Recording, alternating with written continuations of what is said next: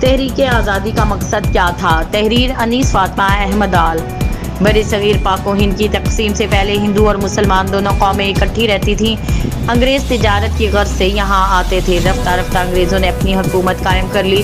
انگریزوں نے ہندو اور مسلمانوں کے درمیان اختلافات پیدا کر دیے۔ انگریز مسلمانوں کو اذیتیں پہنچاتے یہاں تک کہ جینا دوبھر کر دیا تھا۔ قائد اعظم نے دو قومی نظریے کی بنیاد رکھتے ہوئے فرمایا، ہندو اور مسلمان دو الگ قومیں ہیں اور مسلمان ایک الگ قوم ہے۔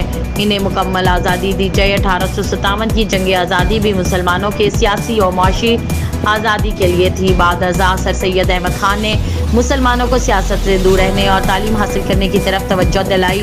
1920 میں مسلمان علماء کرام نے فتویٰ جاری کیا کہ بر صغیر دارالحرب ہے، مسلمانوں کا انگریزوں کی حکومت میں رہنا جائز نہیں، انہیں دارالاسلام میں ہجرت کرنی چاہیے۔ جب مسلمان اپنی جائیداد بیچ کر ہجرت کر کے افغانستان گئے تو انہوں نے داخلے کی اجازت ممنوع قرار دی۔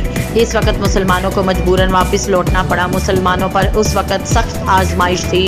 علامہ اقبال نے 1930 میں خطبہ الہ آباد میں الگ ریاست کا تصور پیش کیا۔ 1933 میں چودھری رحمت علی نے اس تصور کو پاکستان کا نام دیا۔ قائد نے مسلم لیگ کی ذمہ داری کو سنبھالتے ہوئے مسلمانوں کے سیاسی استحکام کے لیے اس جماعت کو مضبوط اور پاورفل بنایا۔ مسلم لیگ کے 27ویں اجلاس میں قائد کی صدارت میں 23 مارچ 1940 کو پیش کی اور شیر بنگال کے مولوی فضل الحق نے پیش کی۔ قائد نے اپنی تقریر میں مسلمانوں کے سیاسی مسائل اور دو قومی نظریہ پر روشنی ڈالی۔ 3 جون 1947 کو بر صغیر کی تقسیم کا اعلان ہوا۔ 3 جون کے منصوبے کو عملی جامہ پہناتے ہوئے برطانوی پارلیمنٹ نے 18 جولائی 1947 کو قانون آزادی ہند پاس کیا۔ اس دن ہندوستان کو 2 ریاستوں پاکستان اور بھارت میں تقسیم کر دیا گیا۔ آزادی کا تصور ہماری زندگیوں میں بڑی اہمیت کا حامل ہے۔ 27 رمضان المبارک 14 اگست 1947 کو پاکستان معرض وجود میں آیا اور قائد گورنر جنرل پاکستان بنے۔